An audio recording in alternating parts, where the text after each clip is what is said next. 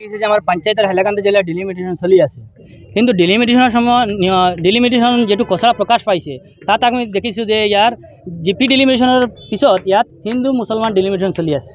আজি হাইলাকান্দি যেটু সমষ্টি, হাইলাকান্দি সমষ্টি যিবিলাক জিপি তাত গঠন করা হয়েছে তাত আমি দেখিছোঁ 3000, 4000, 5000 পপুলেশন দিকে একটা জিপি, আৰু আলগাপুৰ কাট্টিছৰাত যিবিলাক জিপি তাত বনোৱা হৈছে তাত 15000, 13000, 12000, 10000 পপুলেশনত এটা একটা জিপি।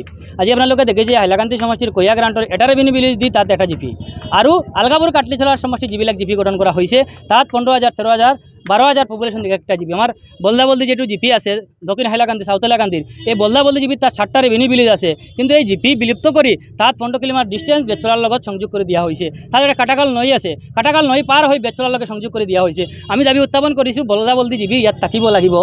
আৰু আমি দেখিছোঁ ঐতিহ্যবাহী শাহাবাদ জিপি তাত বিলুপ্ত কৰা হয়েছে, গোৱালিপাৰ জিপি বিলুপ্ত কৰা হয়েছে, চান্দপুৰ উজানকোবা জিপি বিলুপ্ত কৰা হয়েছে, শিৱসাংগন জিপি বিলুপ্ত কৰা হয়েছে, আৰু নিশ্চিন্তপুৰ জিপিৰ কিমান বিলেজ পূৰ্ব কীৰ্তনখণ্ডৰ লগত সংযোগ কৰি দিয়া হৈছে।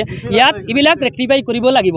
আৰু আলগাপুৰ কাটলিছাৰ সমষ্টিত ইমান পপুলেশ্যন আছে, তাত 2,76,000 তাত ভোটাৰ আছে, 2,66,000 তাত ভোটাৰ আছে, তাত 3টা ব্লক দিব লাগিব।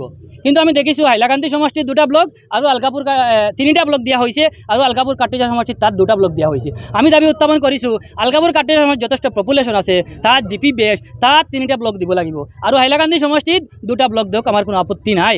এইটো ৰেক্টিফাইৰ কাৰণে আজি হাজাৰ হাজাৰ ৰাইজ আমি ইয়াত আহিছোঁ। আমি SOP অনুযায়ী আমাৰ পঞ্চায়ত ডিলিমিটেশন কমিশনের যেজন শুনানি দায়িত্বে আছে আলগাপুর কালি তেখেত আহিছে, তেখেতে কথা দিছে যে ইয়াত হিয়ারিং হয় এটু দাবি আপত্তি নিষ্পত্তি করা হব।